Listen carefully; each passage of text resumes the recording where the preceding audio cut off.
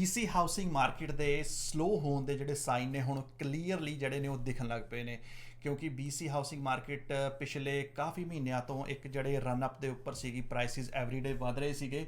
ਹੁਣ ਉਹਨਾਂ 'ਚ ਜਿਹੜੀ ਹੈ ਉਹ ਤਬਦੀਲੀ ਆਉਂਦੀ ਨਜ਼ਰ ਆ ਰਹੀ ਹੈ। ਸੋ ਆਉਣ ਵਾਲੇ ਟਾਈਮ ਦੇ ਵਿੱਚ ਇਹ ਲੱਗਦਾ ਵੀ ਆਉਣ ਵਾਲੇ ਕੁਛ ਕੁ ਮਹੀਨੇ ਜਿਹੜੇ ਨੇ ਉਹਨਾਂ ਦੇ ਵਿੱਚ ਸਲੋ ਡਾਊਨ ਦੇਖਣ ਨੂੰ ਮਿਲੇਗਾ। ਪ੍ਰਾਈਸਿਸ ਜਿਹੜੇ ਨੇ ਉਹ ਸਟੇਬਲ ਹੋਣਗੇ, ਕਰੈਕਸ਼ਨ ਵੀ ਦੇਖੀ ਜਾ ਸਕਦੀ ਹੈ। ਸੋ ਉਹਦੇ ਮਤਲਬ ਕਿ ਅੱਜ ਗੱਲ ਕਰਾਂਗੇ। ਪਲੱਸ ਜਿਹੜੇ BC ਗਵਰਨਮੈਂਟ ਵੱਲੋਂ ਨਵੇਂ ਕੂਲਿੰਗ ਆਫ ਪੀਰੀਅਡ ਦੀ ਗੱਲ ਕੀਤੀ ਜਾ ਰਹੀ ਸੀ, ਉਹ ਤੇ ਡਿਟੇਲ ਦੇ ਵਿੱਚ ਜਾਵਾਂਗੇ। ਪੌਲ ਸਾਡੇ ਨਾਲ ਬੈਕ ਐਂਡ ਫੋਰਥ ਕੁਐਸਚਨਾਂ ਦੇ ਆਨਸਰ ਇੱਕ ਦੂਜੇ ਦੇ ਨਾਲ, ਤੇ ਪਲੱਸ ਤੁਹਾਡੇ ਜਿਹੜੇ ਕੁਐਸਚਨ ਹੋਣਗੇ ਉਹਨਾਂ ਦੇ ਆਨਸਰ ਦੇਣ ਦੀ ਟਰਾਈ ਕਰਾਂਗੇ। ਕੀਪ ਵਾਚਿੰਗ, ਤੇ ਜੇਕਰ ਹਾਲੇ ਤੱਕ ਤੁਸੀਂ ਸਬਸਕ੍ਰਾਈਬ ਨਹੀਂ ਕੀਤਾ please subscribe the channel, like ਕਰੋ ਤਾਂ ਕਿ ਹੋਰ ਲੋਕਾਂ ਤੱਕ ਵੀ ਜਿਹੜੇ ਕਿ ਇਸ ਇਨਫੋਰਮੇਸ਼ਨ ਨੂੰ ਲੱਭ ਰਹੇ ਨੇ ਇਹ ਵੀਡੀਓ ਪਹੁੰਚ ਸਕੇ ਤੇ ਹੋਰ ਲੋਕਾਂ 'ਚ ਅਵੇਅਰਨੈਸ ਆ ਸਕੇ about real estate buying, selling and investing. BC ਜਿਹੜੀ ਹਾਊਸਿੰਗ ਮਾਰਕੀਟ ਆ ਉਹਦੀ ਕਰੰਟ ਮਾਰਚ 2022 ਦੇ ਵਿੱਚ ਜਿਹੜੀ ਸਿਚੁਏਸ਼ਨ ਹੈ ਅੱਜ ਕੱਲ੍ਹ ਬਹੁਤ ਸੁਣਨ ਨੂੰ ਆ ਰਿਹਾ ਕਿ ਉਹ ਕੋਲੈਪਸ ਹੋ ਰਹੀ ਆ and it's going down and down. what's your take on this, Nav? Okay Paul, ਇੱਦਾਂ ਹੈ ਕਿ ਮਾਰਕੀਟ ਆਮ ਨਾਟ ਸੇਇੰਗ ਕਿ ਕ੍ਰੈਸ਼ ਹੋਣ ਜਾ ਰਹੀ ਹੈ। ਕਾਫੀ ਲੋਕਾਂ 'ਚ ਡਰ ਵੀ ਹੈਗਾ ਇਸ ਗੱਲ ਨੂੰ ਲੈ ਕੇ, ਕਾਫੀ ਲੋਕ ਇਸ ਬਾਰੇ ਗੱਲ ਵੀ ਕਰਦੇ ਨੇ ਕਿ ਮਾਰਕੀਟ ਕ੍ਰੈਸ਼ ਹੋ ਜਾਣੀ ਹੈ, ਅਸੀਂ ਬੱਬਲ ਦੇ ਵਿੱਚ ਹੈਗੇ ਹਾਂ, stuff like that, right. But personally I think ਕਿਉਂਕਿ ਰੀਅਲ estate ਮਾਰਕੀਟ ਦੇ ਸਾਈਕਲ ਹੁੰਦੇ ਨੇ, ਮਾਰਕੀਟ ਕਦੀ ਵੀ ਇੱਕ ਡਾਇਰੈਕਸ਼ਨ ਦੇ ਵਿੱਚ ਫॉर द ਲੌਂਗ ਟਾਈਮ ਨਹੀਂ ਜਾਂਦੀ। ਈਵਨ ਦੋ ਲੌਂਗ ਟਰਮ ਜਿਹੜੀ ਮਾਰਕੀਟ ਹੈ ਇਟ ਆਲਵੇਜ਼ ਗੋਜ਼ ਅਪ, ਬਿਲਕੁਲ ਜੀ, ਬਟ ਦੇਰਸ ਆਲਵੇਜ਼ ਥੋੜੇ ਜਿਹੇ ਉਹਦੇ ਰਾਹ ਦੇ ਵਿੱਚ ਡਿਪਸ ਐਂਡ ਅਪਸ ਜਿਹੜੇ ਉਹ ਬਣਦੇ ਨੇ ਗ੍ਰਾਫ ਦੇ ਵਿੱਚ, ਰਾਈਟ। ਸੋ ਮਾਰਕੀਟ ਹਾਂ ਕਰੈਕਸ਼ਨ ਜ਼ਰੂਰ ਹੋਏਗੀ ਪਰ crash doesn't seem like there's going to be a crash. ਤੇ ਪਲੱਸ ਇਸ ਵੇਲੇ ਕਿਉਂਕਿ ਕਾਫੀ ਟਾਈਮ ਤੋਂ ਜਿਹੜੇ ਪ੍ਰਾਈਸਿਸ ਸੀ ਉਹ ਵੱਧ ਰਹੇ ਸੀਗੇ, ਹੁਣ ਉਹ ਇੱਕ ਬ੍ਰੇਕ ਥੋੜੀ ਜਿਹੀ ਦੇਖਣ ਨੂੰ ਮਿਲੇਗੀ ਜਿਹਦੇ ਕਿ ਜਿਹੜੇ ਐਕਟਿਵ ਬਾਇਰਸ ਨੇ ਉਹ ਆਲਰੇਡੀ ਇਸ ਚੀਜ਼ ਦਾ ਫਾਇਦਾ ਚੁੱਕ ਰਹੇ ਨੇ। ਉਹ ਆਲਰੇਡੀ ਆਪਣੀ ਜਿਹੜੀ ਉਹਨਾਂ ਦੀ ਹਾਊਸ ਹੰਟਿੰਗ ਉਹਨਾਂ ਨੇ ਹੋਰ ਤੇਜ਼ ਕਰਤੀ ਹੈ। So they can take advantage of this slow down or this correction. ਠੀਕ ਹੈ। ਓਕੇ, ਸੋ ਇੱਕ ਗੱਲ ਹੋਰ ਸੀ, ਥੋੜੇ ਟਾਈਮ ਪਹਿਲਾਂ ਆਪਾਂ ਨੂੰ ਸੁਣਨ 'ਚ ਆਇਆ ਸੀਗਾ ਕਿ ਜਿਹੜੀ ਗੌਰਮੈਂਟ ਆ ਉਹ ਕੁਛ ਰੂਲਸ ਇੱਦਾਂ ਦੇ ਲਿਆ ਰਹੀ ਆ, ਉਹ ਟਰਾਈ ਕਰ ਰਹੀ ਹੈ ਕਿ ਹਾਊਸਿੰਗ ਮਾਰਕੀਟ ਦੇ ਪ੍ਰਾਈਸ ਥੋੜੇ ਥੱਲੇ ਲੈ ਕੇ ਜਾਏ ਤਾਂ ਕਿ ਅਫੋਰਡੇਬਿਲਿਟੀ ਵੱਧ ਸਕੇ ਹਰ ਇੱਕ ਨਵੇਂ ਬਾਇਰ ਲਈ। ਤੁਹਾਡੇ ਕੀ ਉਹ 'ਤੇ ਵਿਚਾਰ ਆ, ਕੀ ਸੀਗਾ? ਪੌਲ, ਇੱਦਾਂ ਹੈ ਗੌਰਮੈਂਟਾਂ ਜਿਹੜੀਆਂ ਹੁੰਦੀਆਂ ਨਾ, ਜਿੱਦਾਂ ਇੰਡੀਆ 'ਚ ਆਪਾਂ ਪੁਲਿਸ ਨੂੰ ਕਾਲ ਕਰੀਏ ਤਾਂ ਪੁਲਿਸ ਉਦੋਂ ਪਹੁੰਚਦੀ ਜਦੋਂ ਸਾਰਾ ਵਾਕਿਆ ਨਿਬੜ ਗਿਆ ਹੁੰਦਾ। ਬਿਲਕੁਲ। ਸੋ ਜਿਹੜੀਆਂ ਸਾਡੀਆਂ ਇੱਥੇ ਦੀਆਂ ਵੀ ਗੌਰਮੈਂਟਾਂ ਨੇ, ਕਿਸੇ ਵੀ ਕੰਟਰੀ ਦੇ ਗੌਰਮੈਂਟਾਂ ਨੇ, they are always late to the party. So BC government ਦਾ ਵੀ ਉਹੀ ਹੈ। BC ਗੌਰਮੈਂਟ ਨੇ ਨਵੰਬਰ 2021 ਦੇ ਵਿੱਚ ਜਿਹੜੀ NDP ਗੌਰਮੈਂਟ ਹੈ ਉਹਨਾਂ ਨੇ ਅਨਾਊਂਸ ਕੀਤਾ ਸੀਗਾ ਕਿ ਅਸੀਂ ਕੂਲਿੰਗ ਆਫ ਪੀਰੀਅਡ ਜਿਹੜਾ ਆ ਉਹ ਇੰਟਰੋਡਿਊਸ ਕਰਾਂਗੇ ਥਰੂ ਦੇਅਰ ਜਿਹੜੀ ਉਹਨਾਂ ਦੀ ਗਵਰਨਿੰਗ ਬਾਡੀ ਹੈਗੀ ਆ BCFSA, ਉਹਨਾਂ ਦੇ ਥਰੂ। ਤੇ ਹੁਣ ਸੁਣਨ 'ਚ ਆ ਰਿਹਾ ਵੀ ਹੁਣ ਕਿਸੇ ਵੀ ਦਿਨ BC NDP ਜਿਹੜੀ ਆ ਉਹ ਇਸ ਚੀਜ਼ ਦਾ ਐਲਾਨ ਕਰਕੇ ਕੂਲਿੰਗ ਆਫ ਪੀਰੀਅਡ ਬਾਰੇ ਦੱਸ ਕੇ, ਤੇ ਜਿਹੜੀ ਆਲਰੇਡੀ ਮਾਰਕੀਟ ਸਲੋ ਹੋ ਰਹੀ ਆ, ਆਲਰੇਡੀ ਸਲੋਇੰਗ ਮਾਰਕੀਟ ਦਾ ਹੁਣ ਉਹ ਕ੍ਰੈਡਿਟ ਜਿਹੜਾ ਡੈਫੀਨੇਟਲੀ ਉਹਨਾਂ ਨੇ ਲੈਣਾ ਹੈ, ਕਿਉਂਕਿ ਉਹਨਾਂ ਨੇ ਆਪਣੇ ਸਿਰ ਇਸ ਗੱਲ ਦਾ ਸਿਹਰਾ ਬੰਨਣਾ ਹੈ ਕਿ ਸਾਡੇ ਲਾਅ ਕਰਕੇ ਮਾਰਕੀਟ ਸਲੋ ਹੋਈ ਆ। ਜਦਕਿ ਅਸਲੀਅਤ ਹੈ ਕਿ ਬਾਇਰ ਫਟੀਕ ਕਰਕੇ, ਕਿਉਂਕਿ ਬਾਇਰ ਪਿਛਲੇ ਕੁਝ ਮਹੀਨਿਆਂ ਤੋਂ ਲੱਭ ਕੇ ਥੱਕ ਚੁੱਕੇ ਨੇ, ਆਊਟਬਿਡ ਹੋ ਚੁੱਕੇ ਨੇ, ਪ੍ਰਾਈਸਿਸ ਬਹੁਤ ਜ਼ਿਆਦਾ ਵੱਧ ਚੁੱਕੀਆਂ ਨੇ। ਪਲੱਸ ਜਿਹੜਾ ਰੀਸੈਂਟ ਇੰਟਰਸਟ ਹਾਈਕ ਆਇਆ ਉਸ ਦੇ ਨਾਲ ਵੀ ਜਿਹੜੀ ਮਾਰਕੀਟ ਦੇ ਵਿੱਚ ਇੱਕ ਥੋੜੀ ਜਿਹੀ ਸਟੇਬਿਲਿਟੀ ਦੇਖਣ ਨੂੰ ਮਿਲੀ ਹੈ। ਪਰ at the end of the day ਉਹੀ ਗੱਲ ਹੈ ਕਿ always late to the party. ਤੇ ਹੁਣ ਉਹਨਾਂ ਨੇ ਜਿਹੜਾ ਸਿਹਰਾ ਆਪਣੇ ਸਿਰ ਬੰਨਣਾ ਹੈ ਕਿ ਸਾਡੇ ਨਵੇਂ ਲਾਅ ਕਰਕੇ ਜਿਹੜੀ ਮਾਰਕੀਟ ਆ ਉਹ ਸਲੋ ਡਾਊਨ ਹੋਈ ਹੈ। So basically market already slow down ਹੁੰਦੀ ਪਈ ਸੀ ਜਾਂ ਐਬਸੋਲੂਟਲੀ ਸਟੇਬਲ ਹੋਣੀ ਸੀਗੀ, ਪਰ ਉਹਨਾਂ ਨੇ ਕਿਉਂਕਿ ਥੋੜੇ ਟਾਈਮ ਪਹਿਲਾਂ ਐਲਾਨ ਕਰਤਾ ਤੇ ਸਾਰਾ ਕ੍ਰੈਡਿਟ ਉਹ ਲੈ ਜਾਣਗੇ। ਐਗਜ਼ੈਕਟਲੀ। ਤੇ ਜੇ ਆਪਾਂ ਜੇ ਗੱਲ ਕਰਦੇ ਹਾਂ ਕੂਲਿੰਗ ਆਫ ਪੀਰੀਅਡ ਦੀ ਜਿਹੜਾ ਕਿ ਇੰਟਰੋਡਿਊਸ ਕਰ ਰਹੇ ਨੇ, ਉਹ ਹੈ ਕਿ ਆਈ ਮੀਨ ਆਪਾਂ ਸੁਣਿਆ, ਪਹਿਲਾਂ ਵੀ ਸੁਣਿਆ ਵਰਡ, ਆਈ ਮੀਨ ਆਲਰੇਡੀ ਹੈਗਾ ਕਿ this is something new coming to the market? ਹਾਂਜੀ ਪੌਲ, ਕੂਲਿੰਗ ਆਫ ਪੀਰੀਅਡ ਜਿਹੜਾ ਹੈ ਰੀਅਲ estate ਇੰਡਸਟਰੀ ਦੇ ਵਿੱਚ ਉਹ ਆਲਰੇਡੀ ਐਗਜ਼ਿਸਟ ਕਰਦਾ, ਪਰ ਰਾਈਟ ਨਾਓ ਉਹ ਐਗਜ਼ਿਸਟ ਕਰਦਾ ਸਿਰਫ ਜਿਹੜੀ ਪ੍ਰੀ ਕੰਸਟਰਕਸ਼ਨ ਹੈ, ਜਿਹੜੀ ਜਦੋਂ ਅਸੀਂ ਕੋਈ ਨਵੀਂ development as a pre sale ਦੇ ਵਿੱਚ ਡਾਇਰੈਕਟਲੀ ਡਿਵੈਲਪਰ ਤੋਂ ਬਾਏ ਕਰਦੇ ਹਾਂ, ਉਸ ਵੇਲੇ ਸਾਡੇ ਕੋਲ ਕੂਲਿੰਗ ਆਫ ਪੀਰੀਅਡ ਇਫੈਕਟ ਦੇ ਵਿੱਚ ਹੁੰਦਾ, ਜਿਹਨੂੰ ਰਿਸੈਸ਼ਨ ਪੀਰੀਅਡ ਵੀ ਕਹਿ ਦਿੰਦੇ ਨੇ, ਰਾਈਟ। ਸੋ ਉਹਦੇ ਵਿੱਚ ਕੀ ਹੁੰਦਾ, ਤੁਹਾਡੇ ਬਾਇਰ ਦੇ ਕੋਲ 7 ਦਿਨ ਦਾ ਟਾਈਮ ਹੁੰਦਾ। 7 ਦਿਨਾਂ ਦੇ ਵਿੱਚ ਬਾਇਰ ਕਦੀ ਵੀ ਆਪਣਾ ਮਾਈਂਡ ਚੇਂਜ ਕਰ ਸਕਦਾ ਹੈ ਤੇ ਉਸ ਕੰਟਰੈਕਟ ਤੋਂ ਵਾਕ ਅਵੇ ਕਰ ਸਕਦਾ ਵਿਦਆਊਟ ਆਨਸਰਿੰਗ ਐਨੀ ਕੁਐਸਚਨਸ। ਸੋ ਆਲਰੇਡੀ ਐਗਜ਼ਿਸਟ ਹੈਗਾ ਕੂਲਿੰਗ ਆਫ ਪੀਰੀਅਡ, ਪਰ ਹੁਣ BC NDP ਉਸੇ ਆਲਰੇਡੀ ਐਗਜ਼ਿਸਟੈਂਟ ਜਿਹੜਾ ਲਾਅ ਹੈਗਾ ਜਾਂ ਜਿਹੜਾ ਵੀ ਕੂਲਿੰਗ ਆਫ ਪੀਰੀਅਡ ਹੈਗਾ ਉਹਨੂੰ ਰੈਗੂਲਰ ਰੀਅਲ estate ਟ੍ਰਾਂਜੈਕਸ਼ਨ ਜਿਹੜੀ ਐਵਰੀਡੇ ਟ੍ਰਾਂਜੈਕਸ਼ਨ ਹੁੰਦੀਆਂ ਨੇ ਉਹਨਾਂ ਦੇ ਵਿੱਚ ਵੀ ਇੰਟਰੋਡਿਊਸ ਕਰਨ ਲੱਗੀ ਹੈ। ਓਕੇ, ਸੋ ਇਹ ਆਲਰੇਡੀ ਹੈਗਾ। ਠੀਕ ਹੈ। ਪਰ ਫਿਰ ਇਹਦੇ ਕੁਝ ਫਾਇਦੇ, ਕੋਈ ਨੁਕਸਾਨ ਕੁਝ ਹੋਣਗੇ? ਕਿਉਂਕਿ ਪਹਿਲਾਂ ਸਿਰਫ ਇਹਨੂੰ ਪ੍ਰੀ ਸੇਲ 'ਤੇ ਰੱਖਿਆ ਗਿਆ ਜਾਂ ਨਿਊ ਡਿਵੈਲਪਮੈਂਟ 'ਤੇ, ਉਹਦਾ ਵੀ ਕੋਈ ਨਾ ਕੋਈ ਰੀਜ਼ਨ ਹੋਊਗਾ ਕਿਉਂ ਨਹੀਂ ਸੀ ਪਹਿਲਾਂ ਰੈਜ਼ੀਡੈਂਸ਼ੀਅਲ ਮਾਰਕੀਟ 'ਤੇ, ਹੁਣ ਕਿਉਂ ਆ ਰਿਹਾ? ਦੇਖੋ, ਪ੍ਰੀ ਸੇਲ ਜਦੋਂ ਤੁਸੀਂ ਬਾਏ ਕਰਦੇ ਹੋ, ਪ੍ਰੀ ਸੇਲ ਕੀ ਹੁੰਦਾ, ਤੁਸੀਂ you buy something in the future.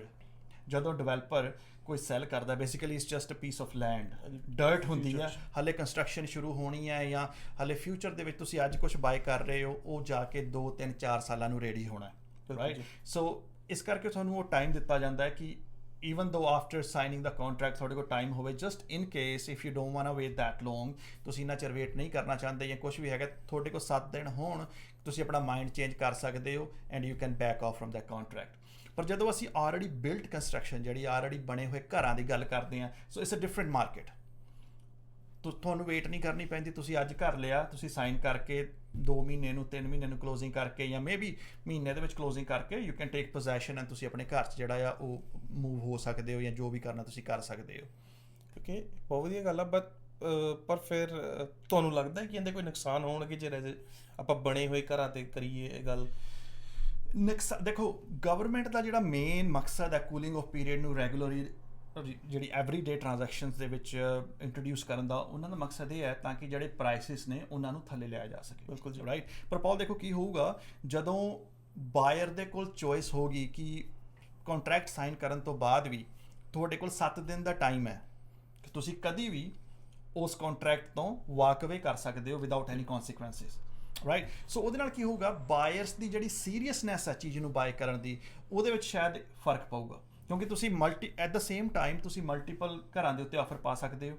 ਤੁਸੀਂ ਇੱਕੋ ਦਿਨ 'ਚ ਤੁਸੀਂ 4 ਘਰਾਂ 'ਤੇ ਆਫਰ ਪਾਤੀ, ਰਾਈਟ। ਸੋ ਉਹਦੇ ਨਾਲ ਹੁਣ ਕੀ ਹੋਊਗਾ, ਤੁਸੀਂ 4 ਤਾਂ ਲੈਣੇ ਨਹੀਂ, ਲੈਣਾ ਤੁਸੀਂ ਇੱਕ ਹੈ, ਬਾਕੀ 3 ਨੂੰ ਤੁਸੀਂ ਹੋਲਡ ਆਫ ਕਰਤਾ। ਹੁਣ ਉਹਨਾਂ ਘਰਾਂ 'ਤੇ ਮੇਬੀ ਕੋਈ ਸੀਰੀਅਸ ਬਾਇਰ ਹੋਊਗਾ ਜਿਹਨੇ ਉਹ ਘਰ ਲੈਣਾ ਸੀਗਾ, ਬਿਲਕੁਲ ਜੀ, ਬਟ ਬਿਕੋਜ਼ ਤੁਸੀਂ ਆਫਰ ਪਾਈ ਹੈ, ਤੁਸੀਂ ਹੁਣ ਉਸ ਚੀਜ਼ ਨੂੰ ਹੋਲਡ ਆਫ ਕਰ ਲਿਆ, ਰਾਈਟ। ਸੋ ਹੁਣ ਤੁਸੀਂ ਜਦੋਂ ਮਰਜ਼ੀ ਉਸ ਤੋਂ ਪਿੱਛੇ ਵੀ ਹਟ ਸਕਦੇ ਹੋ ਵਿਦਆਊਟ ਐਨੀ ਕੌਨਸੀਕੁਐਂਸਿਸ। ਕੋਈ ਤੁਹਾਡੇ ਤੇ ਐਕਸ਼ਨ ਨਹੀਂ, ਕੋਈ ਕੁਛ ਨਹੀਂ, 7 ਦਿਨ ਤੁਸੀਂ ਹੈਗੇ ਹੋ। ਸੋ ਹੋ ਸਕਦਾ ਹੈ ਕਿ ਜਿਹੜੇ ਬਾਇਰ ਇੰਨੇ ਹਾਲੇ ਸੀਰੀਅਸ ਨਹੀਂ ਹੈਗੇ, ਬਿਕੋਜ਼ ਪਾਲ ਤੁਹਾਨੂੰ ਵੀ ਪਤਾ ਹੈ ਦੇਅਰਸ ਬਾਇਰਸ, ਇਹਨਾਂ ਦਾ ਇੱਕ ਲੰਬਾ ਪ੍ਰੋਸੈਸ ਹੁੰਦਾ ਜਦੋਂ ਅਸੀਂ ਬਾਇੰਗ ਕਰਦੇ ਹਾਂ, ਬਿਲਕੁਲ ਜੀ, ਰਾਈਟ। ਐਂਡ ਦੇਅਰਸ ਸੋ ਮੈਨੀ ਬਾਇਰਸ ਇੱਦਾਂ ਦੇ ਹੁੰਦੇ ਨੇ ਜਿਹੜੇ ਕਿ for a long period of time they just test the water, ਤੇ ਸ਼ਾਪ ਅਰਾਊਂਡ, ਹਾਂਜੀ, they just shop around, that's right, ਹੈ ਨਾ। ਸੋ ਠੀਕ ਹੈ, ਸੀਰੀਅਸ ਬਾਇਰ ਵੀ ਹੁੰਦੇ ਨੇ, ਪਰ ਸਮਟਾਈਮਸ ਬਾਇਰ ਨੂੰ ਉਹ ਸੀਰੀਅਸ ਸਟੇਜ ਤੇ ਪਹੁੰਚਦੇ it takes a bit of time, that's right ਜੀ, ਰਾਈਟ। ਤੇ ਉਹਦੇ ਨਾਲ ਕੀ ਹੋਊਗਾ ਫਿਰ, ਹੋ ਸਕਦਾ ਹੈ ਕਿ ਜਿਹੜੀਆਂ ਆਫਰਸ ਨੇ ਉਹਨਾਂ ਦੀ ਜਿਹੜੀ ਇੱਕ ਸੀਰੀਅਸਨੈਸ ਹੈ ਉਹ ਘਟੇ, ਲੋਕੀ ਜਸਟ ਫॉर द ਫਨ ਵੀ ਯਾਰ ਚਲੋ ਪਾ ਕੇ ਦੇਖ ਲਓ ਕੀ ਬਣਦਾ। ਬਿਲਕੁਲ ਜੀ, ਰਾਈਟ। ਕੱਲ ਨੂੰ ਲੈਣਾ ਜਾਂ ਨਹੀਂ ਲੈਣਾ ਸਾਡੇ ਤੇ, ਅਸੀਂ ਵਾਕ ਅਵੇ ਕਰ ਜਾਾਂਗੇ, ਨਹੀਂ ਵੀ ਲੈ ਸਕਦੇ। ਹੁਣ ਜਿਹੜਾ ਸੀਰੀਅਸ ਬਾਇਰ ਹੈ ਜਿਹਨੇ ਵਾਕਿਆ ਹੀ ਲੈਣਾ ਹੈ, ਉਹਦੇ ਲਈ ਮੁਸ਼ਕਿਲ ਹੋ ਜਾਊਗੀ। ਉਹ ਹੁਣ ਕਿਸ ਤਰ੍ਹਾਂ ਬੀਟ ਕਰੂਗਾ ਦੂਸਰੇ ਬਾਇਰਸ ਨੂੰ, ਉਹਨੂੰ ਆਪਣੀ ਬਿਡ ਹਾਈ ਕਰਨੀ ਪਏਗੀ। ਸੋ ਕਹਿਣ ਦਾ ਮਤਲਬ ਕਿ ਪ੍ਰਾਈਸਿਸ ਅਲਟੀਮੇਟਲੀ ਹੋਰ ਵਧਣਗੇ rather than coming down. My personal opinion, ਮੈਨੂੰ ਡੈਫੀਨੇਟਲੀ ਲੱਗਦਾ ਹੈ ਕਿ ਪ੍ਰਾਈਸਿਸ ਗਵਰਨਮੈਂਟ ਜਿਹੜਾ ਟੂਲ ਵਰਤ ਕੇ ਘਟਾਉਣ ਦੀ ਕੋਸ਼ਿਸ਼ ਕਰ ਰਹੀ ਹੈ, ਹੋ ਸਕਦਾ ਇਹਦਾ ਪੁੱਠਾ ਅਸਰ ਨਾ ਹੋ ਜਾਵੇ। ਕਿਉਂਕਿ ਦੇਖੋ, ਜਦੋਂ ਇੱਕ ਘਰ ਤੇ ਉੱਤੇ 3-4 ਬਾਇਰ ਨੇ, ਉਹਨਾਂ 'ਚੋਂ 2 ਸੀਰੀਅਸ ਨੇ, 2 ਜਿਹੜੇ ਨੇ they just testing the water ਵੀ, ਲੈਟਸ ਸੀ ਕੀ ਬਣਦਾ ਕੀ ਨਹੀਂ ਬਣਦਾ, ਹੈ ਨਾ। ਸੋ ਹੁਣ ਉਹਨਾਂ ਦੇ ਵਿੱਚ ਜਿਹੜੇ ਸੀਰੀਅਸ ਬਾਇਰ ਨੂੰ ਆਪਣੀ ਆਫਰ ਸਟੈਂਡ ਆਊਟ ਕਰਨ ਲਈ ਕੀ ਕਰ ਸਕਦਾ ਉਹ? ਬਿਲਕੁਲ ਜੀ, ਪ੍ਰਾਈਸ ਵਧਾ ਸਕਦੇ ਹਾਂ। ਜੇ 5 ਲੱਖ ਦਾ ਘਰ ਲੱਗਾ, ਉਹ 6 ਲੱਖ ਦੀ ਆਫਰ ਦਊਗਾ ਤਾਂ ਕਿ ਉਹਦੀ ਆਫਰ ਸਟੈਂਡ ਆਊਟ ਕਰੇ, ਰਾਈਟ। ਸੋ ਉਹਦੇ ਨਾਲ ਕੀ ਹੋਇਆ, ਪ੍ਰਾਈਸ ਅਲਟੀਮੇਟਲੀ ਗੋਇੰਗ ਅਪ। ਸੋ ਇੱਕ ਮਿੰਟ, ਜੇ ਆਪਾਂ ਕੂਲਿੰਗ ਆਫ ਪੀਰੀਅਡ ਜਿਹੜਾ ਉਹਨੂੰ ਸਾਈਡ ਤੇ ਰੱਖ ਦਈਏ, ਤੇ ਤੁਹਾਡੇ ਮੁਤਲਕ ਇਹੋ ਜਿਹੇ ਕਿਹੜੇ ਹੋਰ ਪੁਆਇੰਟਸ ਜਿਨ੍ਹਾਂ ਤੇ ਕੰਮ ਕੀਤਾ ਜਾ ਸਕਦਾ ਤਾਂ ਕਿ ਜਿਹੜੀ ਹਾਊਸਿੰਗ ਆ ਉਹ ਅਫੋਰਡੇਬਲ ਬਣ ਸਕੇ ਹਰ ਪਰਸਨ ਲਈ? ਬਿਲਕੁਲ ਪਾਲ, ਦੇਖੋ ਇੱਕ ਬਹੁਤ ਵੱਡਾ ਫੈਕਟਰ ਜਿਹੜਾ ਆਲਵੇਜ਼ ਇਗਨੋਰ ਕੀਤਾ ਜਾਂਦਾ ਉਹ ਹੈਗਾ ਡਿਵੈਲਪਮੈਂਟ ਦਾ, ਖਾਸ ਕਰਕੇ ਮਿਊਨਿਸਿਪਲ ਲੈਵਲ ਤੇ ਡਿਵੈਲਪਮੈਂਟ ਦਾ। ਕਿਉਂਕਿ ਜਦੋਂ ਵੀ ਅਸੀਂ ਦੇਖਦੇ ਹਾਂ, ਤੁਸੀਂ ਕੋਈ ਨਵਾਂ ਘਰ ਬਣਾਉਣਾ ਹੈ ਜਾਂ ਬਿਲਡਰਸ ਨੇ ਕੋਈ ਨਵੀਂ ਹਾਈ ਰਾਈਜ਼ ਬਿਲਡਿੰਗ ਬਣਾਉਣੀ ਹੈ ਜਾਂ ਕੋਈ ਵੀ ਤੁਸੀਂ ਡਿਵੈਲਪਮੈਂਟ ਕਰਨਾ ਚਾਹੁੰਦੇ ਹੋ, ਲੋਅਰ ਮੇਨਲੈਂਡ ਦੀਆਂ ਜਿੰਨੀਆਂ ਵੀ ਸਿਟੀਜ਼ ਨੇ ਉਹਨਾਂ ਦੇ ਵਿੱਚ ਇੱਕ ਲੈਕ ਆਫ ਪ੍ਰੋਸੈਸ ਜਿਹੜਾ ਨਾ, ਉਹਨਾਂ ਦਾ ਵੀ ਟਾਈਮ ਬਹੁਤ ਲੱਗਦਾ ਹੈ। ਤੁਸੀਂ ਅੱਜ ਕੋਈ ਆਪਣਾ ਨਕਸ਼ਾ ਉੱਥੇ ਜਮ੍ਹਾਂ ਕਰਾਤੇ ਹੋ, ਤੁਸੀਂ ਕੋਈ ਪਰਮਿਟ ਲੈਣਾ ਚਾਹੁੰਦੇ ਹੋ, ਤੁਹਾਨੂੰ ਮਹੀਨਿਆਂ ਦੇ ਵਿੱਚ ਤੇ ਕਈ ਵਾਰੀ ਸਾਲਾਂ ਦੇ ਵਿੱਚ ਵੀ ਵੇਟ ਕਰਨੀ ਪੈ ਸਕਦੀ ਹੈ ਕਿ ਤੁਹਾਨੂੰ ਉਸ ਚੀਜ਼ ਦੀ ਅਪਰੂਵਲ ਮਿਲੇ। ਸਹੀ ਗੱਲ ਹੈ। ਸੋ ਉਹ ਇੱਕ ਇਹੋ ਜਿਹਾ ਪਾਸਾ ਹੈ ਜਿਹਨੂੰ ਆਲਵੇਜ਼ ਇਗਨੋਰ ਕੀਤਾ ਜਾਂਦਾ ਹੈ, ਕਿਉਂਕਿ ਦੇਖੋ ਜਿੰਨੀ ਸਾਡੀ ਪੋਪੂਲੇਸ਼ਨ ਆਲਰੇਡੀ ਪਾਲ ਹੈਗੀ ਹੈ, ਸਾਡੇ ਕੋਲ ਉਹਨੂੰ ਸਰਵ ਕਰਨ ਲਈ ਹੀ ਇਨਫ ਘਰ ਨਹੀਂ ਹੈਗੇ। ਤੇ ਪਲੱਸ ਜਿਵੇਂ ਕਿ ਹੁਣ ਨਵੇਂ ਤੁਹਾਨੂੰ ਸਾਰਿਆਂ ਨੂੰ ਪਤਾ ਕਿ ਅਰਾਊਂਡ 4 ਲੱਖ ਨਵਾਂ ਬੰਦਾ ਆਉਣ ਵਾਲੇ 1-2 ਸਾਲਾਂ ਦੇ ਵਿੱਚ ਕੈਨੇਡਾ ਦੇ ਵਿੱਚ ਆ ਰਿਹਾ। ਬਿਲਕੁਲ ਜੀ। ਸਾਡੀ ਜਿਹੜੀ ਆਲਰੇਡੀ ਲੋਕਲ ਪੋਪੂਲੇਸ਼ਨ ਆ ਉਹ ਗਰੋ ਕਰ ਰਹੀ ਹੈ। ਸੋ ਡਿਮਾਂਡ ਐਂਡ ਸਪਲਾਈ ਦੇ ਵਿੱਚ ਜਿਹੜਾ ਗੈਪ ਹੈ ਉਹ ਐਵਰੀ ਡੇ ਜਿਹੜਾ ਆ ਉਹ ਵੱਧ ਰਿਹਾ ਹੈ। ਤੇ ਜਿੰਨਾ ਚਿਰ ਇਹ ਗੈਪ ਘਟਦਾ ਨਹੀਂ, ਸ਼ੋਰਟਨ ਨਹੀਂ ਹੁੰਦਾ, ਹਾਊਸਿੰਗ ਦੀਆਂ ਜਿਹੜੀਆਂ ਇਹ ਪ੍ਰੋਬਲਮਸ ਨੇ ਇਹ ਪੈਂਦੀਆਂ ਰਹਿਣਗੀਆਂ। ਜੇ ਹੁਣ ਆਪਾਂ ਗੱਲ ਕਰੀਏ ਪ੍ਰੋਵਿੰਸ਼ੀਅਲ ਲੈਵਲ ਦੇ, ਜਿਹੜੀ ਆਪਣੀ ਸਾਡੀ BCRE ਹੈਗੀ ਹੈ, ਰੀਅਲ ਐਸਟੇਟ ਐਸੋਸੀਏਸ਼ਨ, ਆਪਾਂ ਰੀਸੈਂਟਲੀ ਸੁਣਿਆ ਸੀ ਕਿ ਉਹਨਾਂ ਦੀ ਮੀਟਿੰਗ ਹੋਈ ਸੀ ਤੇ ਉਹਨਾਂ ਨੇ ਕੁਝ ਸੁਜੈਸ਼ਨਸ ਦਿੱਤੀਆਂ ਨੇ ਫੈਡਰਲ ਗਵਰਨਮੈਂਟ ਨੂੰ, ਜਿਹੜੀ ਕਿ ਰੀਅਲੀ ਹੈਲਪ ਕਰ ਸਕਦੇ ਨੇ ਸਾਡੇ ਵੈਂਕੂਵਰ ਹਾਊਸਿੰਗ ਮਾਰਕੀਟ ਨੂੰ ਅਫੋਰਡੇਬਲ ਬਣਾਉਣ ਲਈ। ਬਿਲਕੁਲ ਪੌਲ, ਯੈਸ। ਦੇਖੋ, BC ਗਵਰਨਮੈਂਟ ਜਿਹੜੀ ਟਰਾਈ ਕਰ ਰਹੀ ਹੈ ਕੂਲਿੰਗ ਆਫ ਪੀਰੀਅਡ ਦੀ, ਜਿਹਦੀ ਆਪਾਂ ਹੁਣੇ ਗੱਲ ਕਰਕੇ ਹਟੇ ਹਾਂ, ਜਿਹਦੇ ਹੋ ਸਕਦਾ ਕਿ ਫਾਇਦੇ ਨਾਲੋਂ ਜਿਹੜੇ ਨੇ ਨੁਕਸਾਨ ਜ਼ਿਆਦਾ ਹੋਣ, ਰਾਈਟ। ਤੇ ਜਿਹੜੀ BCRE ਹੈ, ਆਪਣਾ British Columbia real estate association, ਉਹਨਾਂ ਨੇ ਆਪਣੇ ਬਿਹਾਫ ਤੇ ਪ੍ਰੋਵਿੰਸ਼ੀਅਲ ਗਵਰਨਮੈਂਟ ਨੂੰ ਦੱਸਿਆ ਕੁਝ ਪੁਆਇੰਟ ਜਿਹੜੇ ਦਿੱਤੇ ਗਏ ਨੇ ਜਿਨ੍ਹਾਂ ਨਾਲ ਇਸ ਲਾਅ ਨੂੰ ਜਾਂ ਅਫੋਰਡੇਬਿਲਿਟੀ ਨੂੰ ਬੈਟਰ ਕੀਤਾ ਜਾ ਸਕਦਾ, ਰਾਈਟ। ਤੇ ਉਹਨਾਂ ਦੇ ਵਿੱਚ ਜੇ ਪਹਿਲੇ ਨੰਬਰ 'ਤੇ ਆਪਾਂ ਗੱਲ ਕਰੀਏ ਤਾਂ ਉਹ ਹੈਗਾ ਕਿ 5 days on the market.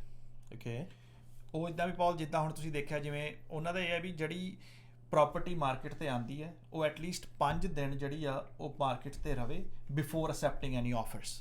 Okay, ਕਿਉਂਕਿ ਪਿੱਛੇ ਜੇ ਤੁਸੀਂ ਦੇਖਿਆ, ਜਦੋਂ ਮਾਰਕੀਟ ਕਾਫੀ ਗਰਮ ਰਹੀ ਹੈ, ਕਾਫੀ ਹਾਟ ਸੀਗੀ, ਮੰਡੇ ਨੂੰ ਟਿਊਜ਼ਡੇ ਨੂੰ ਪ੍ਰੋਪਰਟੀ ਆਉਂਦੀ ਸੀਗੀ, ਵੀਕਐਂਡ 'ਤੇ ਓਪਨ ਹਾਊਸ ਹੋਣਾ ਹੁੰਦਾ ਸੀ, ਪਰ ਉਸ ਤੋਂ ਪਹਿਲਾਂ ਹੀ ਟਿਊਜ਼ਡੇ ਵੈਂਸਡੇ ਨੂੰ ਹੀ ਬੁਲੀ ਆਫਰ ਪਾ ਕੇ ਉਹ ਪ੍ਰਾਪਰਟੀ ਜਿਹੜੀ ਆ ਬਾਈ ਕਰ ਲਿੱਤੀ ਜਾਂਦੀ ਸੀ। ਹਾਂਜੀ, ਸਹੀ ਗੱਲ ਹੈ, ਬੁਲੀ ਆਫਰ ਕਰਕੇ ਬਹੁਤ ਆਪਾਂ ਦੇਖੀਆਂ ਡੀਲਸ ਜਾਂਦੀਆਂ, ਰਾਈਟ। ਸੋ ਉਹਦੇ ਨਾਲ ਕੀ ਹੁੰਦਾ ਸੀਗਾ, ਹਰੇਕ ਬਾਇਰ ਨੂੰ ਇੱਕ ਫੇਅਰ ਚਾਂਸ ਨਹੀਂ ਸੀ ਮਿਲਦਾ ਉਸ ਘਰ ਨੂੰ ਦੇਖਣ ਦਾ, ਓਪਨ ਹਾਊਸ ਤੇ ਜਾ ਕੇ ਉਸ ਘਰ ਦੇ ਵਿੱਚ ਫੀਲ ਲੈਣ ਦਾ ਤੇ ਆਪਣਾ ਮਨ ਬਣਾਉਣ ਦਾ ਕਿ ਕੀ ਅਸੀਂ ਇਸ ਘਰ ਤੇ ਆਫਰ ਪਾਉਣੀ ਹੈ ਕਿ ਨਹੀਂ ਪਾਉਣੀ। ਕਿਉਂਕਿ ਮੰਡੇ ਨੂੰ ਘਰ ਲੱਗਾ, ਟਿਊਜ਼ਡੇ ਨੂੰ ਜਾਂ ਵੈਂਸਡੇ ਨੂੰ ਆਲਰੇਡੀ ਬੁਲੀ ਆਫਰ ਪਾ ਕੇ ਓਪਨ ਹਾਊਸ ਤੱਕ ਘਰ ਨੂੰ ਪਹੁੰਚਣ ਹੀ ਨਹੀਂ ਸੀ ਦਿੱਤਾ ਜਾਂਦਾ। ਸੋ ਹੁਣ ਇਹ ਸੁਜੈਸ਼ਨ ਦੇ ਵਿੱਚ ਇਹ ਹੋਊਗਾ ਵੀ ਐਟਲੀਸਟ 5 ਦਿਨ ਤੱਕ ਤੁਹਾਨੂੰ ਘਰ ਜਿਹੜਾ ਮਾਰਕੀਟ ਤੇ ਰੱਖਣਾ ਪਊਗਾ before you accept any offers. ਦੂਜੇ ਨੰਬਰ ਤੇ ਦੂਸਰੀ ਸੁਜੈਸ਼ਨ ਜਿਹੜੀ ਦਿੱਤੀ ਗਈ ਹੈ ਕਿ ਉਹਨਾਂ ਨੇ PDS, ਜਿਹੜੀ ਕਿ ਪ੍ਰੋਪਰਟੀ ਡਿਸਕਲੋਜ਼ਰ ਸਟੇਟਮੈਂਟ ਆ, ਉਹਨੂੰ ਮੈਂਡੇਟਰੀ ਕੀਤਾ ਗਿਆ। PDS is like property disclosure statement ਹੈ ਜੀ, ਕਰੈਕਟ। ਉਹ ਤੇ ਅਸੀਂ ਅੱਗੇ ਵੀ ਦੇਖਦੇ ਹਾਂ, ਹਰ ਕਿਸੇ ਮੋਸਟਲੀ ਪ੍ਰੋਪਰਟੀਜ਼ ਨਾਲ ਹੁੰਦੀ ਹੈ। ਸੋ ਪਹਿਲਾਂ ਮੈਂਡੇਟਰੀ ਨਹੀਂ ਹੈਗੀ ਹੈ। ਪਹਿਲਾਂ ਇੱਦਾਂ ਪੌਲ, ਜਿਹੜੀ ਪ੍ਰੋਪਰਟੀ ਡਿਸਕਲੋਜ਼ਰ ਸਟੇਟਮੈਂਟ ਆ, ਜਿਹ 'ਚ ਦੱਸਿਆ ਜਾਂਦਾ ਹੈ ਕਿ ਪ੍ਰਾਪਰਟੀ ਦੇ ਵਿੱਚ ਜੇ ਕੋਈ ਕਮੀ ਹੈ ਜਾਂ ਕੋਈ ਉਹਦੇ ਵਿੱਚ ਨੁਕਸ ਹੈ, ਇਹ ਉਹਨੂੰ ਪ੍ਰੋਪਰਟੀ ਡਿਸਕਲੋਜ਼ਰ ਸਟੇਟਮੈਂਟ ਕਹਿੰਦੇ ਨੇ। ਤੇ ਪਹਿਲਾਂ ਆਪਸ਼ਨਲ ਹੈ, ਜੇਕਰ ਤੁਸੀਂ ਘਰ ਦੇ ਵਿੱਚ ਨਹੀਂ ਰਹਿੰਦੇ, ਤੁਸੀਂ ਘਰ ਰੈਂਟ ਤੇ ਚੜਾਇਆ, you don't have to give it. ਜਾਂ ਜੇਕਰ ਤੁਸੀਂ ਘਰ ਬਾਏ ਕੀਤਾ ਪਰ ਉਹਦੇ ਵਿੱਚ ਕਦੀ ਵੀ ਰਹੇ ਨਹੀਂ, ਬਸ ਉਹਨੂੰ ਅੱਗੇ ਕਿਸੇ ਹੋਰ ਨੂੰ ਅਸਾਈਨ ਕਰ ਰਹੇ ਹੋ, you don't have to do it. Mandatory ਫਿਰ ਵੀ ਉਹਦੇ ਵਿੱਚ ਕੁਝ ਨਹੀਂ ਸੀਗਾ, ਪਰ ਹੁਣ ਉਹ ਇਸ ਨੂੰ ਮੈਂਡੇਟਰੀ ਬਣਾਉਣ ਦੀ ਕੋਸ਼ਿਸ਼ ਕਰ ਰਹੇ ਨੇ ਤਾਂ ਕਿ ਜੇ ਬਾਇਰ ਜਿਹੜੇ ਸੈਲਰ ਨੇ ਉਹ ਕੋਈ ਵੀ ਚੀਜ਼ ਉਹਦੇ ਲੁਕੋ ਨਾ ਸਕਣ, ਕਿਉਂਕਿ ਉਹਨਾਂ ਨੂੰ ਹਰ ਚੀਜ਼ ਦੱਸਣੀ ਪਏਗੀ ਓਪਨਲੀ। ਜੇ ਘਰ ਦੇ ਵਿੱਚ ਕੋਈ ਡਿਫੈਕਟ ਹੈ ਜਾਂ ਕਿਸੇ ਤਰ੍ਹਾਂ ਦੀ ਪ੍ਰੋਬਲਮ ਹੈ, so you have to show that. So PDS ਜਿਹੜੀ ਹੈ ਉਹ ਮੈਂਡੇਟਰੀ ਦੀ ਜਿਹੜਾ ਨੈਕਸਟ ਸੁਜੈਸ਼ਨ ਦਿੱਤਾ ਗਿਆ। ਨੈਕਸਟ ਜਿਹੜੀ ਚੀਜ਼ ਉਹਦੇ ਵਿੱਚ ਕਹੀ ਗਈ ਹੈ ਵੀ ਰੀਅਲ ਐਸਟੇਟ ਏਜੰਟਸ ਲਈ, ਜਿਹੜੇ ਨਿਊ ਏਜੰਟਸ ਬਣਦੇ ਨੇ, ਉਹਨਾਂ ਦੀ ਹਾਇਰ ਸਟੈਂਡਰਡਸ, ਮਤਲਬ ਉਹਨਾਂ ਦੀ ਜਦੋਂ ਐਜੂਕੇਸ਼ਨ ਪ੍ਰੋਸੈਸ ਹੁੰਦਾ, ਉਹਨਾਂ ਨੂੰ ਸਿਖਾਇਆ ਜਾਂਦਾ ਹੈ, ਉਹਦੇ ਵਿੱਚ ਉਹਨੂੰ ਹੋਰ ਮਤਲਬ ਉਭਾਰਿਆ ਜਾਵੇ ਤਾਂ ਕਿ ਉਹਨਾਂ ਨੂੰ ਮਾਰਕੀਟ ਬਾਰੇ ਜ਼ਿਆਦਾ ਜਾਣਕਾਰੀ ਹੋਵੇ, ਆਪਣੇ ਬਾਇਰਸ ਤੇ ਸੈਲਰ ਨੂੰ ਬੈਟਰ ਐਜੂਕੇਟ ਕਰ ਸਕਣ। ਸੋ ਉਹਦੇ ਤੇ ਕਾਫੀ ਜ਼ੋਰ ਦਿੱਤਾ ਗਿਆ ਕਿ ਉਹਨਾਂ ਦਾ ਜਿਹੜਾ UBC ਦੇ ਥਰੂ, ਜਦੋਂ ਤੁਸੀਂ BC 'ਚ ਰੀਅਲਟਰ ਦਾ ਲਾਇਸੈਂਸ ਲੈਣਾ ਹੁੰਦਾ, UBC ਦੇ ਥਰੂ ਤੁਹਾਨੂੰ ਜਾ ਕੇ ਕੋਰਸ ਕਰਨਾ ਪੈਂਦਾ, ਐਗਜ਼ਾਮ ਦੇਣਾ ਪੈਂਦਾ, ਉਹਦੇ ਵਿੱਚ ਜਿਹੜੀਆਂ ਨੇ ਹੋਰ ਤਬਦੀਲੀਆਂ ਕੀਤੀਆਂ ਜਾਣ ਤਾਂ ਕਿ ਜਿਹੜੇ ਨਵੇਂ ਏਜੰਟਸ ਨੇ ਉਹਨਾਂ ਨੂੰ ਹੋਰ ਅਵੇਅਰ ਕੀਤਾ ਜਾ ਸਕੇ ਮਾਰਕੀਟ ਦੇ ਬਾਰੇ, ਤਾਂ ਕਿ ਉਹਨਾਂ ਦਾ ਜਿਹੜਾ ਨੌਲੇਜ ਬੇਸ ਉਹਨੂੰ ਵਧਾਇਆ ਜਾ ਸਕੇ। ਸੋ ਬਾਇਰਸ ਐਂਡ ਸੈਲਰਸ ਦੀ ਜਿਹੜੀ ਹੈਲਪ ਹੋ ਸਕੇ। ਬਿਲਕੁਲ, ਪਰ ਜਿਹੜਾ ਕਿ ਆਪਾਂ ਸੁਣਿਆ ਸੀ ਜਿਹੜੀ ਫੈਡਰਲ ਗਵਰਨਮੈਂਟ ਲੈ ਕੇ ਆ ਰਹੀ ਹੈ, ਉਹਦੇ ਵਿੱਚ ਤੇ ਉਹਨਾਂ ਨੇ ਇਹ ਕਿਹਾ ਸੀਗਾ ਕਿ ਉਹ ਹੋਰ ਜ਼ਿਆਦਾ ਰੀਅਲਟਰਸ ਆਉਣ। ਬਿਲਕੁਲ, ਜਿੱਥੇ ਕਿ BCFSA ਦਾ ਨੂੰ ਇਹ ਰਿਕਮੈਂਡ ਕੀਤਾ ਜਾ ਰਿਹਾ ਹੈ BCRE ਵੱਲੋਂ ਕਿ ਇਸ ਚੀਜ਼ ਰੀਅਲਟਰ ਦੇ ਜਿਹੜਾ ਕੋਰਸ ਹੈ ਉਹ 'ਚ ਹੋਰ ਉਹਨੂੰ ਵਧਾਇਆ ਜਾਵੇ, ਉਭਾਰਿਆ ਜਾਵੇ, ਜਾਂ ਸਿੱਧੀ ਭਾਸ਼ਾ 'ਚ ਕਹਿ ਲਈ ਵੀ ਥੋੜ੍ਹਾ ਜਿਹਾ ਹੋਰ ਔਖਾ ਕੀਤਾ ਜਾਵੇ। ਐਟ ਦ ਸੇਮ ਟਾਈਮ ਜਿਹੜਾ ਫੈਡਰਲ ਕੰਪੀਟੀਸ਼ਨ ਬੋਰਡ ਹੈ, ਉਹਦੀ ਕੋਸ਼ਿਸ਼ ਇਹ ਹੈ ਕਿ ਇਹਨੂੰ ਔਖਾ ਕਰਨ ਦੀ ਬਜਾਏ ਥੋੜ੍ਹਾ ਜਿਹਾ ਈਜ਼ੀ ਕੀਤਾ ਜਾਵੇ ਤਾਂ ਕਿ ਹੋਰ ਰੀਅਲਟਰ ਮਾਰਕੀਟ ਦੇ ਵਿੱਚ ਆਉਣ, ਕੰਪੀਟੀਸ਼ਨ ਵਧੇ ਤੇ ਉਹਦੇ ਨਾਲ ਜਿਹੜਾ ਹੋ ਸਕਦਾ ਜਦੋਂ ਕੰਪੀਟੀਸ਼ਨ ਵੱਧਦਾ ਤਾਂ ਸਾਰੇ ਬੈਟਰ ਸਰਵਿਸ ਜਾਂ ਬੈਟਰ ਐਫਰਟ ਕਰਦੇ ਨੇ, ਤੇ ਪਲੱਸ ਨਾਲ ਵੀ ਓਵਰ ਦਾ ਲੌਂਗ ਟਰਮ ਜਿਹੜੀਆਂ ਰੀਅਲ ਐਸਟੇਟ ਕਮਿਸ਼ਨਸ ਨੇ ਉਹਨਾਂ ਨੂੰ ਵੀ ਘਟਾਇਆ ਜਾ ਸਕੇ ਤਾਂ ਕਿ ਸੈਲਰਸ ਦਾ ਵੀ ਥੋੜ੍ਹਾ ਜਿਹਾ ਫਾਇਦਾ ਹੋਵੇ। ਸੋ ਹੁਣ ਇਹ ਜਿਹੜਾ ਦੋ ਅੱਡ ਡਾਇਰੈਕਸ਼ਨਾਂ ਦੇ ਵਿੱਚ ਉਹ ਜਾ ਰਹੇ ਨੇ, ਸੋ ਲੈਟਸ ਸੀ ਫਿਊਚਰ ਦੇ ਵਿੱਚ ਉਹ ਕਿੱਥੇ ਜਾ ਕੇ ਉਹਨਾਂ ਦੀ ਗੱਲ ਜਿਹੜੀ ਆ ਉਹ ਸੈੱਟ ਬਹਿੰਦੀ ਹੈ ਜਾਂ ਨਹੀਂ ਹੈ। ਬਿਲਕੁਲ ਸਹੀ ਗੱਲ ਹੈ ਜੀ, ਦੋਵੇਂ ਟੋਟਲ ਡਿਫਰੈਂਟ ਡਾਇਰੈਕਸ਼ਨ ਨੇ ਤੇ ਦੇਖਦੇ ਹਾਂ ਕੀ ਬਣਦਾ। ਤੇ ਅਗਲੀ ਗੱਲ ਜਿਹੜੀ ਕਾਨਫਰੰਸ ਸੀਗੀ, ਜਿਹੜੀ ਕਿ BCRE ਦੀ ਸੀਗੀ, ਤੇ ਉਹਦੇ ਵਿੱਚ ਇੱਕ ਬਹੁਤ ਵਧੀਆ ਕੁਐਸਚਨ ਜਿਹਾ ਆਇਆ ਸੀ ਜਿਹੜਾ ਕਿ ਬਹੁਤ ਕਾਮਨ ਆ। ਮੈਂ ਵਧੀਆ ਤਾਂ ਨਹੀਂ ਕਹਾਂਗਾ ਪਰ ਬਹੁਤ ਕਾਮਨ ਕੁਐਸਚਨ ਆ। ਇੱਕ ਇਕਨੋਮਿਸਟ ਨੇ ਪੁੱਛਿਆ ਸੀਗਾ ਵੀ ਜਿਹੜੇ ਇਨਵੈਸਟਰਸ ਨੇ ਅੱਜ ਕੱਲ੍ਹ ਦੀ ਹਾਊਸਿੰਗ ਮਾਰਕੀਟ ਦੇ ਵਿੱਚ, ਉਹਨਾਂ ਦੇ ਉੱਤੇ ਬੈਨ ਲਾ ਦੇਣਾ ਚਾਹੀਦਾ। ਯਾ, ਤੁਸੀਂ ਕੀ ਕਹਿਣਾ ਚਾਹੋਗੇ ਇਹਦੇ ਬਾਰੇ? ਬਿਲਕੁਲ ਉਹਦੇ ਬਾਰੇ ਵੀ ਡੈਫੀਨਿਟਲੀ। ਪਰ ਇੱਕ ਗੱਲ ਹੋਰ, ਜਿਹੜੀ BCRA ਦਾ ਲਾਸਟ ਰეკਮੈਂਡੇਸ਼ਨ ਸੀਗੀ, ਆਪਾਂ ਪਿਛਲੇ ਕੁਐਸਚਨ ਤੇ ਜਾਂਦੇ ਆ, ਓਕੇ ਉਹਦੇ ਚ ਲਾਸਟ ਰეკਮੈਂਡੇਸ਼ਨ ਚ ਇਹ ਕੀਤਾ ਗਿਆ, ਦੱਸਿਆ ਗਿਆ ਸੀਗਾ BC ਗਵਰਨਮੈਂਟ ਨੂੰ ਵੀ ਜਿਹੜੀ ਮਿਊਨਿਸਪਲ ਲੈਵਲ ਤੇ ਡਿਵੈਲਪਮੈਂਟਸ ਲਈ ਜਿਹੜੀ ਬੋਟਲਨੈਕ ਹੋਈ ਪਈ ਹੈ, ਮਤਲਬ ਜਿਹੜੀਆਂ ਐਪਲੀਕੇਸ਼ਨਾਂ ਆਲਰੇਡੀ ਆਈਆਂ ਪਈਆਂ ਨੇ ਤੇ ਹਲੇ ਤੱਕ ਸਟਕ ਨੇ, ਜਿਨ੍ਹਾਂ ਤੇ ਕੋਈ ਪ੍ਰੋਸੈਸਿੰਗ ਨਹੀਂ ਹੋਈ, ਉਸ ਬੋਟਲਨੈਕ ਨੂੰ ਕਲੀਅਰ ਕੀਤਾ ਜਾਵੇ ਜਲਦੀ ਤੋਂ ਜਲਦੀ, ਤਾਂ ਕਿ ਜਿਹੜੀ ਹੋਰ ਡਿਵੈਲਪਮੈਂਟਸ ਬਣਾਈਆਂ ਜਾ ਸਕਣ, ਨਵੇਂ ਘਰ ਬਣਾਏ ਜਾ ਸਕਣ ਤੇ ਡਿਮਾਂਡ ਐਂਡ ਸਪਲਾਈ ਦਾ ਜਿਹੜਾ ਗੈਪ ਹੈ ਉਹਨੂੰ ਘਟਾਇਆ ਜਾ ਸਕੇ। Should they put a ban on investors? Okay, should they put a ban on investor, very interesting question ਆਪਣਾ ਪੌਲ, ਕਿਉਂਕਿ ਜਦੋਂ ਵੀ ਆਪਾਂ ਜਾਂਦੇ ਹਾਂ ਸੋਸ਼ਲ ਮੀਡੀਆ ਤੇ ਜਾਂ ਲੋਕਾਂ ਨਾਲ ਗੱਲ ਕਰਦੇ ਹਾਂ, ਸੋ ਉਹ ਇਹ ਬਹੁਤ ਕਾਮਨ ਕੰਪਲੇਂਟ ਹੁੰਦੀ ਹੈ ਵੀ ਇੱਕ ਬੰਦਾ 10 ਘਰ ਲੈ ਰਿਹਾ, ਇੱਕ ਬੰਦੇ ਵੀ ਗਵਰਨਮੈਂਟ ਨੂੰ ਬੈਨ ਕਰਨਾ ਚਾਹੀਦਾ, ਇਹ ਨਹੀਂ ਹੋਣੇ ਚਾਹੀਦੇ, ਹੈ ਨਾ।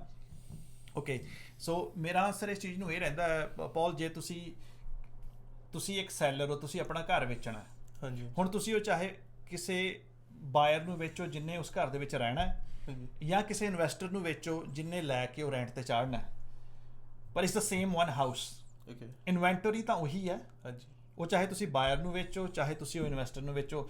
ਸੋ ਫਿਰ ਉਹੀ ਗੱਲ ਆ ਜਾਂਦੀ ਹੈ ਵੀ ਇਨਵੈਂਟਰੀ ਦਾ ਇਸ਼ੂ ਹੈ, ਇਨਵੈਸਟਰ ਦਾ ਇਸ਼ੂ ਨਹੀਂ। ਸਾਨੂੰ ਲੱਗਦਾ ਜਦੋਂ ਆਪਾਂ ਉੱਪਰਲੇ ਲੈਵਲ ਤੇ ਦੇਖਦੇ ਹਾਂ ਕਿ ਇਹ ਇਨਵੈਸਟਰ ਨੇ ਤਾਂ ਕਰਕੇ, ਪਰ ਜਦੋਂ ਇਨਵੈਂਟਰੀ ਘੱਟ ਹੈ, ਘਰ ਉਹੀ ਹੈ, ਤੁਸੀਂ ਇੱਕ ਨੂੰ ਤਾਂ ਵੇਚੋਗੇ।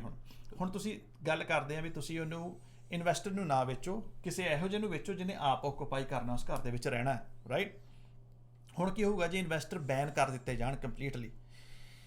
ਇਸ ਗੱਲ ਨੂੰ ਤਾਂ ਆਪਾਂ ਨੂੰ ਮੰਨਣਾ ਪਊਗਾ ਵੀ ਹਰੇਕ ਇਨਸਾਨ ਜਿਹੜਾ ਆ ਆਪਣੀ ਲਾਈਫ ਟਾਈਮ ਦੇ ਵਿੱਚ ਘਰ ਨਹੀਂ ਬਾਏ ਕਰਦਾ, ਨਹੀਂ ਕਰਦਾ ਜੀ। ਕਈ ਇਹੋ ਜਿਹੇ ਹੁੰਦੇ ਨੇ, ਕਈ ਕਰਨਾ ਨਹੀਂ ਚਾਹੁੰਦੇ, ਕਈਆਂ ਦੀ ਅਨਫੋਰਚੂਨੇਟ ਸਿਚੁਏਸ਼ਨ ਹੁੰਦੀ ਹੈ ਕਿ ਉਹ ਕਰ ਨਹੀਂ ਸਕਦੇ।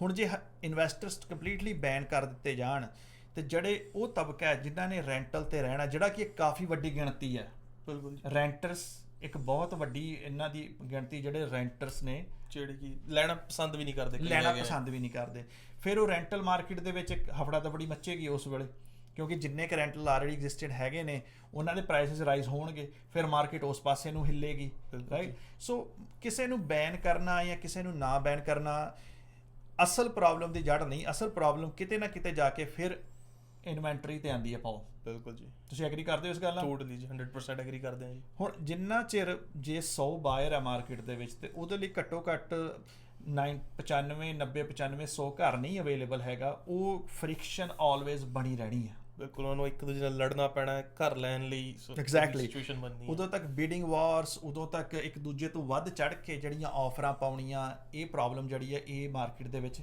ਚੱਲਦੀ ਰਹਿਣੀ ਹੈ। So at the end of the day ਜਦੋਂ ਇਨਵੈਂਟਰੀ ਵਧੂਗੀ, ਜਦੋਂ ਹਰੇਕ ਕੋਲ ਚੂਜ਼ ਕਰਨ ਲਈ ਇਨਫ ਹੋਮਸ ਹੋਣਗੇ, ਤਾਂ ਓਬਵੀਅਸਲੀ ਜਿਹੜੇ ਪ੍ਰਾਈਸਿਸ ਨੇ ਉਹ ਥੱਲੇ ਨੂੰ ਆਉਣਗੇ।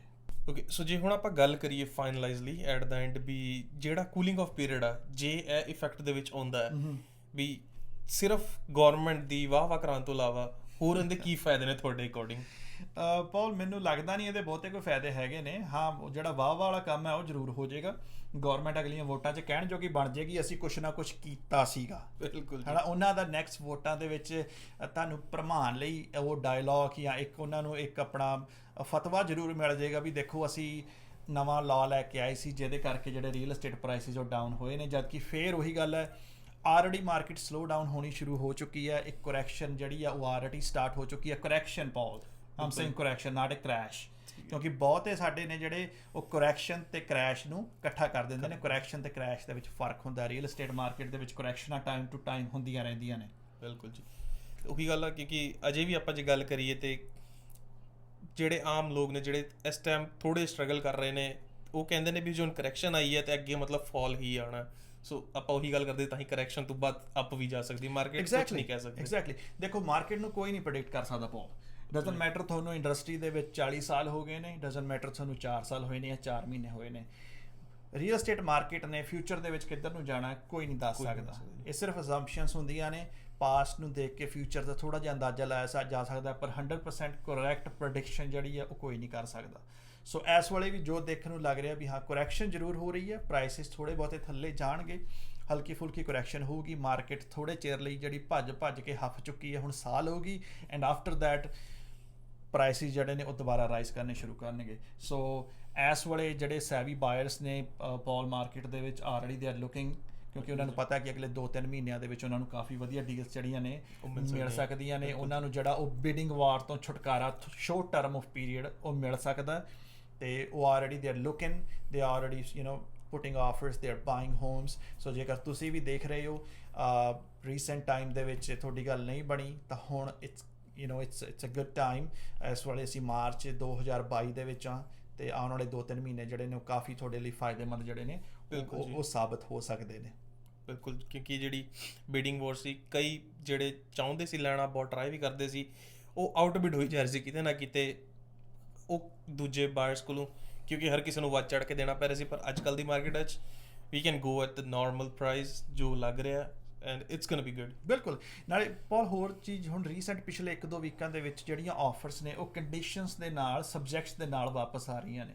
ਹੁਣ ਆਪਾਂ ਵੀ ਦੇਖਿਆ ਮਾਰਕੀਟ ਦੇ ਵਿੱਚ ਪਿਛਲੇ 2-4 ਹਫ਼ਤਿਆਂ ਦੇ ਵਿੱਚ ਕਾਫੀ ਇਹੋ ਜਿਹੀਆਂ ਆਫਰਸ ਦੇਖਣ ਨੂੰ ਮਿਲ ਰਹੀਆਂ ਨੇ ਜਿਹੜੀਆਂ coming back with subjects, subject free offers ਜਿਹੜੀਆਂ ਪਿਛਲੇ ਕਾਫੀ ਮਹੀਨਿਆਂ ਤੋਂ ਚੱਲ ਰਹੀਆਂ ਸੀ, ਉਹਨਾਂ ਤੇ ਥੋੜਾ ਜਿਹਾ ਇੱਕ ਰੋਕ ਲੱਗੀ ਆ ਜਾਂ ਰੁਕੀਆਂ ਨੇ ਥੋੜੀਆਂ ਜੀਆਂ। ਸੋ ਜੇਕਰ ਤੁਸੀਂ ਲੱਭ ਰਹੇ ਹੋ, ਸੋ ਇਸ ਵੇਲੇ ਸਬਜੈਕਟ ਵਾਲੀ ਆਫਰ ਜਿਹੜੀ ਆ ਉਹ ਪਾਈ ਜਾ ਸਕਦੀ ਹੈ, ਤੇ ਮੋਸਟ ਲਾਈਕਲੀ ਆਸਕਿੰਗ ਪ੍ਰਾਈਸ ਜਾਂ ਉਹਦੇ ਨੇੜੇ ਤੇੜੇ ਹੀ ਤੁਸੀਂ ਬਾਏ ਕਰਨ ਦੇ ਵਿੱਚ ਜਿਹੜਾ ਆ ਉਹ ਸਫਲ ਵੀ ਹੋ ਸਕਦੇ ਹੋ। ਬਿਲਕੁਲ ਜੀ, ਸਹੀ ਗੱਲ, right. So thank you so much Paul. ਹੋਰ ਕੁਛ? ਬਸ ਜੀ ਆਹੀ ਸੀ। Okay, thank you so much. ਕਮੈਂਟਾਂ ਦੇ ਵਿੱਚ ਜ਼ਰੂਰ ਦੱਸਿਓ ਤੁਸੀਂ ਕੀ ਸੋਚਦੇ ਹੋ ਇਹਦੇ ਬਾਰੇ, ਵਾਟ ਯੂ ਥਿੰਕ। ਸਾਡੇ ਵਿਚਾਰਾਂ ਦੇ ਨਾਲ, ਇਹ ਸਾਡੇ ਆਪਣੇ ਵਿਚਾਰ ਸੀਗੇ, ਇਹ ਸਾਡੀ ਆਪਣੀ ਸੋਚ ਹੈ। ਜ਼ਰੂਰੀ ਨਹੀਂ ਕਿ ਇਹ ਮਾਰਕੀਟ ਦੀ ਪ੍ਰੈਡਿਕਸ਼ਨ ਨਹੀਂ ਸੀਗੀ, ਇਹ ਕੋਈ ਹੋਰ ਇੱਦਾਂ ਦੀ ਸਲਾਹ ਨਹੀਂ ਸੀ ਇਨਵੈਸਟਮੈਂਟ ਬਾਰੇ। ਹਰ ਕੋਈ ਆਪਣਾ ਫੈਸਲਾ ਆਪ ਸੋਚ ਕੇ ਮਾਰਕੀਟ ਨੂੰ ਸਟੱਡੀ ਕਰਕੇ ਲਏ। ਐਂਡ any question, ਜੇ ਤੁਸੀਂ if you're thinking about buying or selling, you can always give us a call। and in Fraser Valley ਜਾਂ ਗ੍ਰੇਟਰ ਵੈਂਕੂਵਰ ਏਰੀਆ ਦੇ ਵਿੱਚ ਕਿਤੇ ਵੀ ਸਬਸਕ੍ਰਾਈਬ ਕਰੋ, ਲਾਈਕ ਕਰੋ, ਸ਼ੇਅਰ ਕਰੋ, ਐਂਡ ਕਮੈਂਟਾਂ ਦੇ ਵਿੱਚ ਜ਼ਰੂਰ ਦੱਸਿਓ ਤੁਸੀਂ ਕੀ ਸੋਚਦੇ ਹੋ ਕਿ ਮਾਰਕੀਟ ਕਿੱਧਰ ਨੂੰ ਜਾ ਰਹੀ ਹੈ, ਕੀ ਹੋ ਰਿਹਾ ਹੈ। Thank you, C you next time. ਬਾਕੀ ਨੈਕਸਟ ਵੀਡੀਓ 'ਚ ਆਪਾਂ ਦੇਖਾਂਗੇ ਅੱਗੇ ਫਿਊਚਰ ਕੀ ਬਣਦਾ, ਜੇ ਲਾਅ ਆਉਂਦੇ ਤੇ ਕਿੱਧਰ ਨੂੰ ਜਾਂਦੀ ਮਾਰਕੀਟ। ਐਬਸੋਲੂਟਲੀ।